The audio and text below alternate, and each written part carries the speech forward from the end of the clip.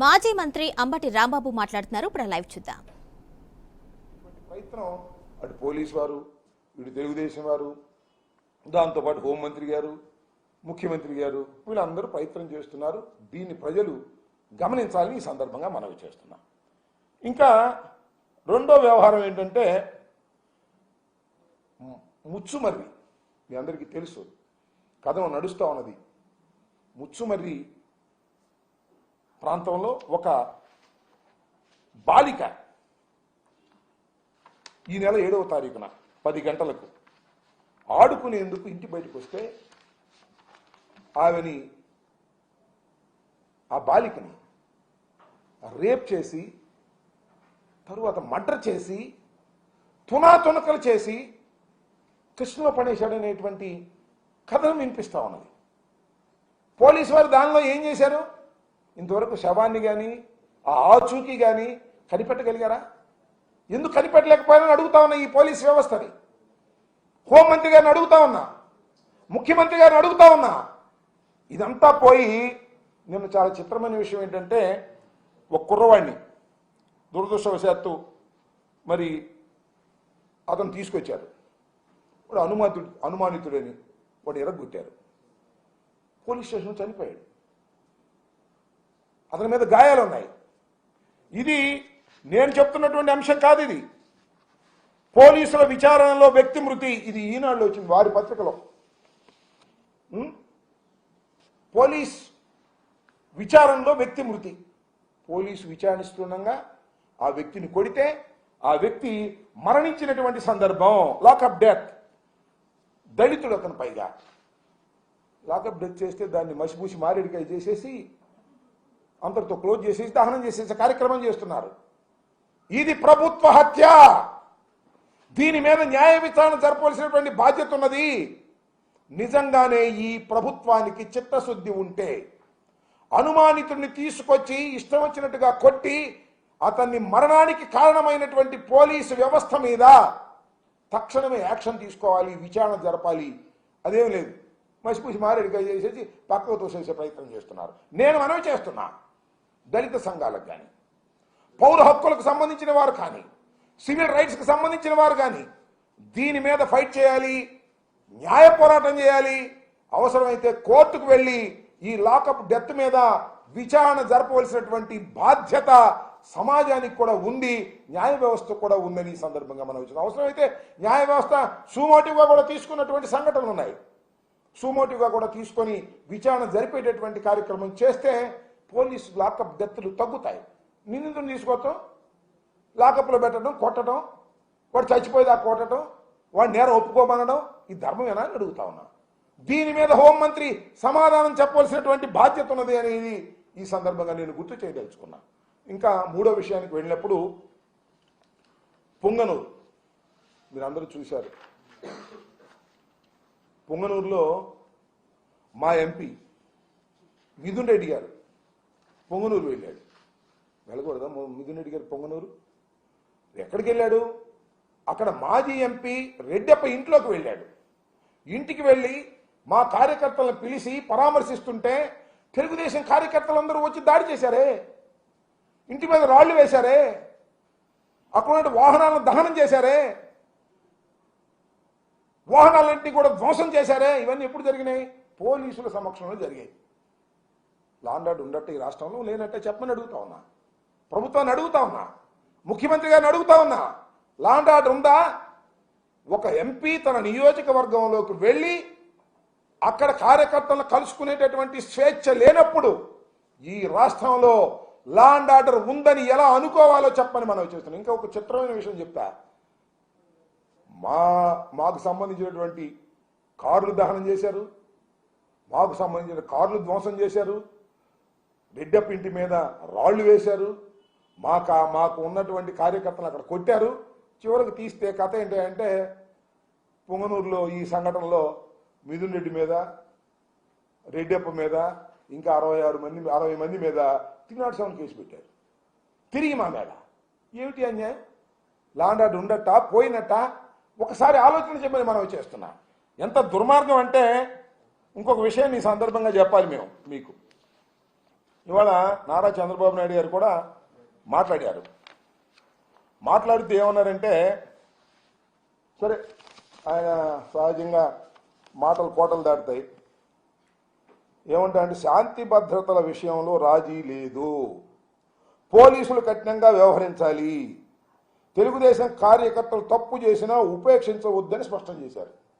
తెలుగుదేశం కార్యకర్తలు తప్పు చేసినా ఉపేక్షించవద్దు అని పేపర్లో చెప్తాడు, కానీ మా మీద కేసులు పెడతారు. తెలుగుదేశం కార్యకర్తలు రాళ్లు వేస్తే వాళ్ళ మీద కేసులు పెట్టరు, వేళ్ళు తగలేస్తే దాని మీద కేసులు పెట్టరు. ఇంకో మాట మాట్లాడేది ఇక్కడ వినాలి మీరు. హోంమంత్రి అనిత మరింత చురుగ్గా పనిచేయాలి. ఈ చంద్రబాబు నాయుడు గారు అన్నమాట, ముఖ్యమంత్రి గారు అన్నమాట. హోంమంత్రి అనిత గారు చురుగ్గా పనిచేయాలి అంటే ఏంటి దాని అర్థం? హోంమంత్రి అనిత గారు, వంగలపూడి అనిత గారు చురుగ్గా పనిచేయటం లేదు అంటే, ఓ మాట చెప్పాలంటే పని చేయటం లేదు, ఇంకో మాటలో చెప్పాలంటే ఆమె పనికిరాదు, నేనే లా అండ్ ఆర్డర్ని పర్యవేక్షిస్తా, ఆమె కాదిక అనేటువంటి మాట మాట్లాడారు. అమ్మా తల్లి అనిత గారు ఆలోచించుకోమని మనం చేస్తున్నా. నీ మీద ఆరోపణ చేస్తున్నారు వాళ్ళు, నువ్వు సరిగ్గా పని చేయటం లేదనేటువంటి భావనతో మాట్లాడుతున్నారు. అందువల్లనే కానీ వాళ్ళ తెలుగుదేశం ఆఫీసులో చంద్రబాబు నాయుడు గారు నన్ను చురుగ్గా పనిచేయట్లేదని అన్నాడు, అందువల్ల గట్టిగా చురుగ్గా మాట్లాడాలని ఇవాళ తెలుగుదేశం ఆఫీసులో ప్రెస్ మీట్ పెట్టి జగన్మోహన్ రెడ్డి గారిని, వైసీపీని చాలా ఇష్టం వచ్చినట్టుగా మాట్లాడే కార్యక్రమం చేశారు. ఏమంటది? పులివెందుల ఎమ్మెల్యే అంటే మాజీ ముఖ్యమంత్రి అనటం ఇష్టం లేదు ఆమెకి. పులివెందుల ఎమ్మెల్యే నువ్వు మా మీద ఆరోపణ చేస్తావా? 36 హత్యలు జరిగాయని చెప్తావా? మర్యాదగా హత్యల లిస్ట్ నాకు, లేకపోతే నీ మీద కేసు పెడతా అంటే 36 రాజకీయ హత్యలు ఈ 45 రోజుల్లో జరిగాయి అంటే అది తప్పట. జగన్మోహన్ రెడ్డి గారి మీద కూడా కేసు పెడతారంట. పెట్టమ్మా, నీకు ఆ పవర్స్ ఉంటే పెట్టు తల్లి, కాదని మేము అంటలేదే. పెట్టడానికి అవకాశం ఉంటే పెట్టకుండా ఉంటారా మీరు? నాకు అర్థం కాల. రఘురామకృష్ణరాజు కేసు 3 సంవత్సరాల తర్వాత కేసు పెట్టారు కదా మీరు. జగన్మోహన్ రెడ్డి గారి మీద ఏ మాత్రం అనుమానం ఉన్నా, ఆస్కారం ఉన్నా తప్పుడు కేసులు పెట్టడానికి మీరు సిద్ధమవుతున్నారు అనేది మాకు చాలా స్పష్టంగా అర్థమవుతుంది. దాంతోపాటు ఏదో అన్నండి, మాట గుర్తు రావట్లేదు నాకు. జగన్మోహన్ రెడ్డికి ఏమైనా మైండ్ దొబ్బిందా అంది. ఎవరు అన్నది తెలుసా? హోంమంత్రి గారు, మహిళా హోంమంత్రి గారు. జగన్మోహన్ రెడ్డి గారికి మైండ్ దొబ్బిందా అనే మాట మాట్లాడుతున్నామంటే తల్లి ఏం చెప్పాలి? ఈ రాష్ట్రంలో ఇంకా లా అండ్ ఆర్డర్ను కాపాడేటటువంటి పరిస్థితి నీ దగ్గర ఉందని మేము నమ్మాలా? ఎవరికి మైండ్ దొబ్బింది? నువ్వు సరిగ్గా పని చేయటం లేదు అన్న చంద్రబాబు గారికా? లేదు. ఇట్లాగే మీడియా సమావేశంలో మిత్రులు అడిగారు, ఏమండి అక్కడ అలా జరుగుతుంది, ఇక్కడ ఎలా జరుగుతుంది, మీరేంటి మీరు కట్టడి చేయట్లేదు హోంమంత్రికి అంటే, ఏం చేయమంటారు? నన్ను లాఠీ పట్టుకోమంటారా? తుపాకీ పట్టుకోమంటారా? అన్నవాళ్ళకు దొబ్బిందా? నువ్వు లాఠీ తుపాకీ పట్టుకుంటావా? లాఠీ పట్టుకునేటటువంటి పోలీసుని అయ్యా లాఠీ ఉపయోగించు సందర్భం వచ్చినప్పుడు అని చెప్పు. తుపాకీ పట్టుకున్నటువంటి పోలీసు వారిని, ఎస్ఐని, సిఐని, డిఎస్పీని అవసరమైతే తుపాకీ ఉపయోగించమని చెప్పు, అన్నీ సర్దుకుంటాయి. నువ్వు లాఠీ పట్టుకోవాల్సిన అవసరం ఏముంది? నువ్వు తుపాకీ పట్టుకోవాల్సిన అవసరం ఏముంది? ఎంత వ్యవస్థ ఉంది, ఎంతమంది ఐపీఎస్ ఆఫీసర్లు ఉన్నారు, ఎంతమంది డీజీపీ ఐజీలు ఉన్నారు, ఎంతమంది ఎస్పీలు ఉన్నారు, ఎంతమంది డిఎస్పీలు ఉన్నారు. వీళ్ళందరినీ వదిలేసి నన్ను లాఠీ పట్టుకోమంటారా, నన్ను తోటా పట్టుకోమంటారా, నన్ను తుపాకీ పట్టుకోమంటారా అంటే జగన్మోహన్ రెడ్డి గారికి మైండ్ దొబ్బింది. ఏం మాటలవి? ఒక పద్ధతి లేకోకుండా మాట్లాడేటువంటి కార్యక్రమం చేస్తున్నారు. మొత్తం జరిగినవన్నీ కూడా నేను ఎత్తిన పడేస్తారు, గుర్తుపెట్టుకోమని మనవి చేస్తున్నా. కాస్త జాగ్రత్తగా మాట్లాడండి. మీరు ఇటువరకులాగా తెలుగుదేశం మహిళా అధ్యక్షురాలు కాదు, యూఆర్ రెస్పాన్సిబుల్ పోస్ట్లో ఉన్నారు. మీరు హోంమంత్రిగా ఉన్నారు. ఈ రాష్ట్రంలో హోంమంత్రిగా ఉండి లా అండ్ ఆర్డర్ను కాపాడవలసినటువంటి వ్యక్తులు మీరు. బాధ్యత మీకున్నది. మీ దగ్గర పెద్ద వ్యవస్థ ఉన్నది.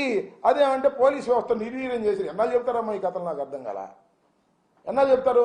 పోలీస్ వ్యవస్థ నిర్వీర్యం అయిపోయింది అని ఎన్నా చెప్తారు? ఓ నెల చెప్పారు, 2వ నెల వచ్చింది, ఇంకా చెబుతానే ఉంటారా? అదేమంటే వివేకానంద రెడ్డి హత్య, గులకరాయి, కోడికత్తి, ఎన్నాళ్ళు చెప్పుకుంటారమ్మా అయ్యా? నేను అవన్నీ చెప్పే కదా మీరు అధికారంలోకి వచ్చారు. ప్రజలు నమ్మారో నమ్మలేదో కారణాలు ఏంటో అది వేరే విషయం. మేము అపోజిషన్లో ఉన్నాం, కేవలం 11 సీట్లతో పరిమితమై ఉన్నాం మేము. ఇంకా మీరు ఆ కథలు చెప్తే అట్టకు మీ కథలు చెప్పండి. మేము ఏదైనా అడిగితే వినుకొండలో హత్య జరిగింది, దీనికి కారణం ఎవరంటే అక్కడ బాబాయిని హత్య చేశారు, ఇదే సమాధానం. మొచ్చుమరిలో బాలిక యొక్క ఆచూకీనే మీరు చెప్పలేకపోయారు, చివరికి డెడ్ బాడీని కూడా పట్టుకోలేకపోయారంటే ఇంకో కథ మీరు చెప్తారు. ఇలా కథలు చెప్పేటటువంటి కార్యక్రమం కాదు. మేము ఓటమి పాలయ్యాం, అధికారంలోకి మీరు వచ్చారు, ఇంకా మమ్మల్నే దూషిస్తూ కాలయాపన చేయటం అనేది సమంజసమైనటువంటి అంశం కాదని ఈ సందర్భంగా నేను మనవి చేస్తున్నాను. కాబట్టి లా అండ్ ఆర్డర్ను కాపాడే పరిస్థితి మీకు తీసుకురావాలి. ఇందాక చంద్రబాబు నాయుడు గారు కూడా అన్నాడు, 36 హత్యలు రాజకీయ హత్యలు అంటున్నారు, పేర్లు బయట పెట్టండి అంటున్నాడు. తొందర లేదు, బయట పెట్టుకుని ఎందుకుంటాం? 36 అనే సంఖ్య చెప్పిన తర్వాత, సుమారుగా 307 కేసులని చెప్పిన తర్వాత, విధ్వంసకరమైన కేసులు చెప్పిన దాని తర్వాత బయట పెట్టుకొని ఉంటాం. ఆ తొందర ఎందుకు? సుందరవదన ఢిల్లీ వెళ్తున్నాం కదా, ధర్నాగా చేస్తున్నాం కదా ఢిల్లీలో, అప్పుడే మొత్తం అన్ని సుప్తాగా బయట పెడతాం. హోంమంత్రి అవకాశం ఇస్తే హోంమంత్రి కూడా చెబుతాం. నీకెందుకు చెబుతాం? ఈ హోంమంత్రికి చెబుతాం మేము. అదే స్వామి చెప్పినట్టు ఈ హోంమంత్రి చెబితే చెత్తపొట్లో పడేసిద్ది, మాకు తెలీదు. కాబట్టి అన్నిటికీ సమాధానం చెబుతాం. నేను ఒక్కటే మనవి చేస్తున్నా, 5 సంవత్సరాలు మా మీద మీరు ఆరోపణలు చేశారు. నెల 15 రోజుల్లోనే ఈ రాష్ట్ర ప్రభుత్వం లా అండ్ ఆర్డర్లో పూర్తిగా విఫలమైందనేటువంటి భావన ప్రతి సామాన్యుడికి కలిగేటటువంటి పరిస్థితి ఏర్పడిందనే విషయాన్ని కూడా ఈ సందర్భంగా నేను చెప్పదలుచుకున్నాను. ఎవరో నిన్న ఒక మంత్రి గారు, కేంద్ర మంత్రి గారు, పార్లమెంటు సభ్యులు అంటున్నాడు, జగన్మోహన్ రెడ్డి రోడ్డు మీదకి వస్తే రాష్ట్రం నష్టపోద్ది అని. జగన్మోహన్ రెడ్డిని రోడ్డు మీదకి తీసుకొచ్చేది మీరే కదా. నెల రోజుల్లో రోడ్డు మీదకి తీసుకొచ్చారు జగన్మోహన్ రెడ్డి గారిని. అసలు 2-3 నెలల దాకా మేము మాట్లాడకూడదు అనుకున్నాం. నెల 15 రోజులకే వినుకొండలో దౌర్జన్యం చేసి దారుణమైన హత్య చేసి మీరు ఇవాళ జగన్మోహన్ రెడ్డి గారిని రోడ్డు మీదకు తీసుకొచ్చేటువంటి పరిస్థితి చేస్తున్నారు. జగన్మోహన్ రెడ్డి గారు రోడ్డు మీదకి వస్తే నష్టపోయేది రాష్ట్రం కాదు. జగన్మోహన్ రెడ్డి గారు రోడ్డు మీదకి వస్తే నష్టపోయేది తెలుగుదేశం. తెలుగుదేశం చేస్తున్నటువంటి అక్రమాలను, అన్యాయాలను, హత్యలను, ఫెయిల్యూర్ ఆఫ్ లా అండ్ ఆర్డర్ను, అదేవిధంగా హామీలు నిలబెట్టుకోలేకపోవడాన్ని రోడ్డు మీదకు వస్తాం, ప్రజలకు వివరిస్తాం. జగన్మోహన్ రెడ్డి కదిలితే ప్రభంజనం అవుతుంది మీరు చేసే చేష్టల వల్ల, గుర్తుపెట్టుకోమని మనవి చేస్తున్నా. ఒక ఆయన అంటారు, ఒక 6 నెలల టైం ఇవ్వండి అప్పుడేంటి అని. లా అండ్ ఆర్డర్ గురించి మాత్రం ఇమీడియట్గా మాట్లాడతాం. మీ పథకాల గురించి 6 నెలలు 4 నెలలు టైం ఇద్దాం, ఓకే, నాకేం అభ్యంతరం లేదు. ఏమండి, తల్లికి వందనం జీవుడు